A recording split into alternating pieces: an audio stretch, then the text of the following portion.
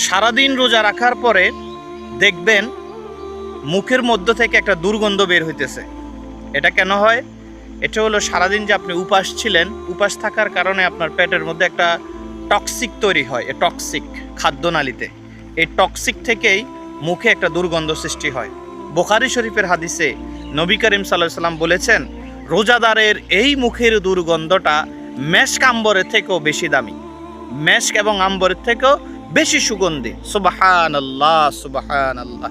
বুঝতে পেরেছেন রোজাদার ব্যক্তিকে আল্লাহ রাব্বুল আলামিন কত সম্মান করেছেন, কত ইজ্জত করেছেন। তার মুখের দুর্গন্ধটা পর্যন্ত আল্লাহর কাছে অনেক দামি। এবং আল্লাহ রাব্বুল আলামিন এটাও বলেছেন, আস-সাওমু লি ওয়া আনা উজজা বিহি। রোজা হচ্ছে আমার জন্য আর আমি বান্দাকে এর প্রতিদান নিজ হাতে দিব। সুবহানাল্লাহ, সুবহানাল্লাহ। আল্লাহ পাক আমাদের এই রোজাকে কবুল করুক। রমজানের যে পবিত্রতা সেটা যাতে রক্ষা করতে পারি সে তো